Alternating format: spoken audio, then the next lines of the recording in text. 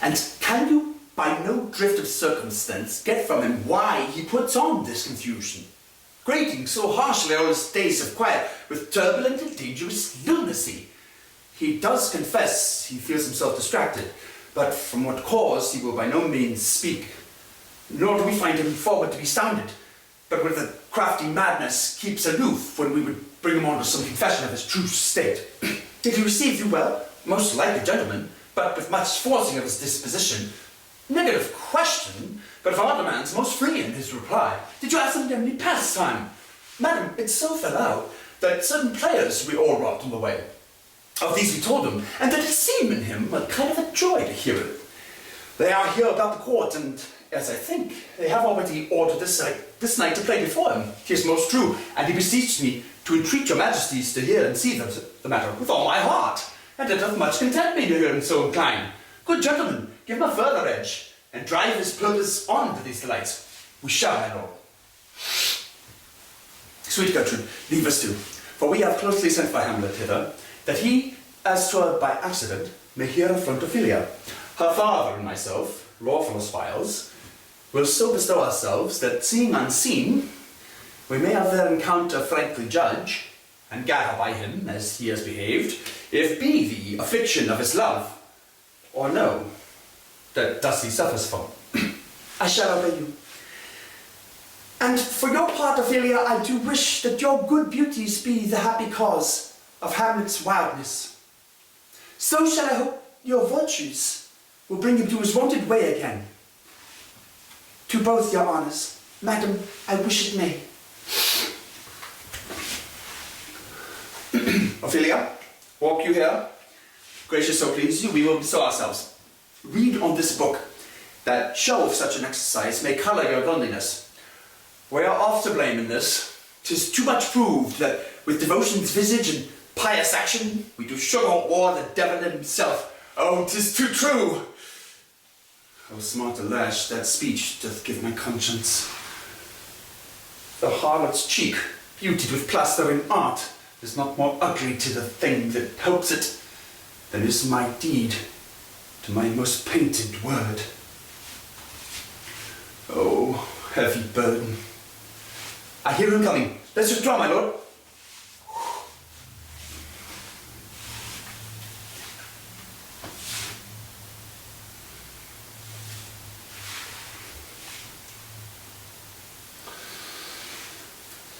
To be or not to be? That is the question. Whether it is nobler in the mind to suffer the slings and arrows of outrageous fortune, or to take arms against a sea of troubles, and by opposing, end them. To die. To sleep. No more. And by his sleep to say we end the heartache and the thousand natural shocks that flesh is heir to, 'tis a consummation devoutly to be wished. To die. To sleep. To sleep, perchance to dream. Aye, there's the rub. For in that sleep of death, what dreams may come when we have shuffled off this mortal coil must give us pause.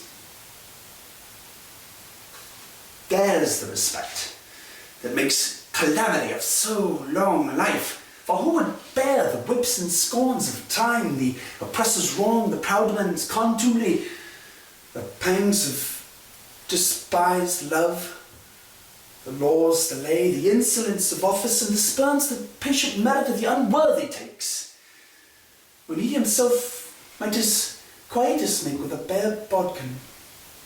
Who would fardels bear to grunt and sweat under a weary life, but that the dread of something after death, the undiscovered country from whose bourne no traveller returns, puzzles the will, and makes us rather bear those ills we have than fly to others that we know not of. Thus conscience doth make cowards of us all, and thus the native hue of resolution is sicklied o'er with the pale cast of fought, and enterprises of great pith and moment. But disregard that currents turn awry and lose the name of action.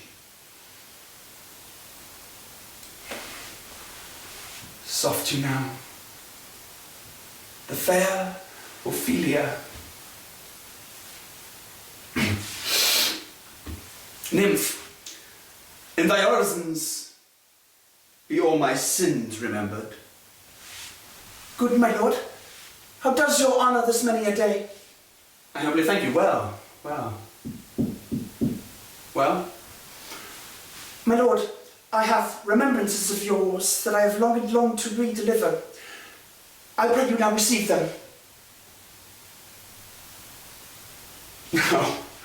No, not I never gave you aught. My honour lord, you know right well you did. And with them words of so sweet breath composed as made the things more rich. Their perfume lost, take these again. For to the noble mind rich gifts wax poor when givers prove unkind. There, my lord. Are you honest? My lord, are you fair?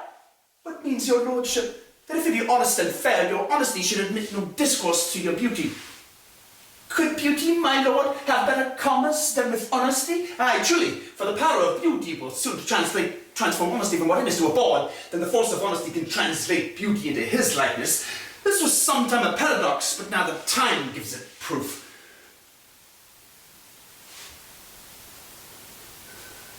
I did love you once.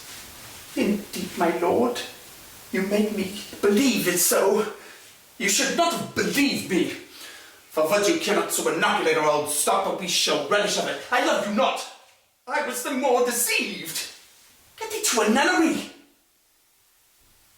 Why would that be a breeder of sinners? I am myself indifferent or honest, but yet I could accuse me of such things that it were better my mother had not borne me. I am very proud, revengeful, ambitious, with more offences at my beck than I have thought to put them in, imagination to give them shape, or time to act them in. What should such fellows as I do, crawling between earth and heaven? We are errant knaves, all, believe none of us. Go thy ways to a nunnery.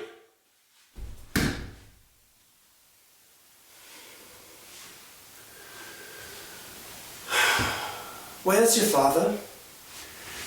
At home, my lord. Huh?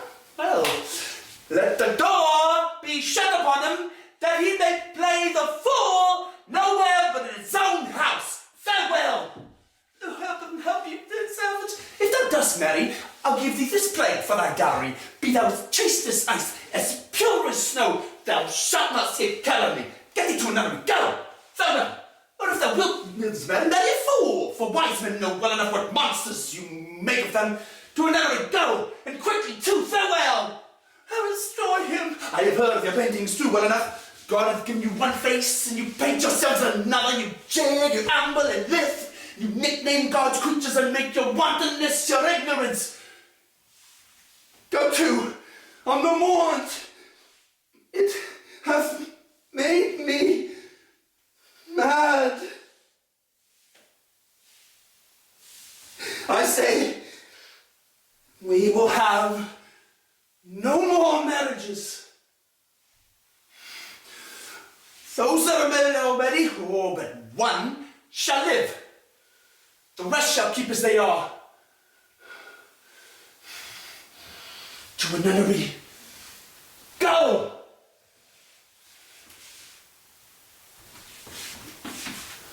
Oh, what a noble mind is here o'erthrown. The gorgeous soldiers, scholars, eye, tongue, sword, the expectancy and rose of the fair state, the glass of fashion and the mould of form, the observed of all observers quite known. And I, of ladies most deject and wretched, that sucked the honey of his music vows, now see that noble and most sovereign reason, like sweet bells jangled out of tune and harsh, that unmatched charm and feature of blown youth blasted with ecstasy. Oh, woe is me, to have seen what I have seen. See what I see. Oh. Love? His affections were not that way, 10. But when he spake, though it lacked form a little, was not like madness. There's something in his soul, o'er which his melancholy sits on brood. And I do doubt the hunch in the disclose will be some danger, which for to prevent, I have in quick determination thus set it down. He shall, with speed, to England, for the demand of a neglected tribute. Happily, the seas and countries different, with variable objects, shall expel this something settled matter in his heart, or with his veins still beating, puts some dusty fashion of himself. But think you want, it shall be well, but yet do I believe the origin and commencement of his grief sprung from neglected love. Ah! How now, Ophelia? You need not tell us what Lord Hamlet said. We heard it all. My lord, do as you please. But if you hold it fit, after the play, let his queen mother all alone entreat him to show his griefs. Let her be round with him, and I will be placed, so please you, in the ear of all the conference. If she find him not, to England send him, or confine him where your wisdom best shall think it. It shall be so. Madness and great ones must not unwatched go.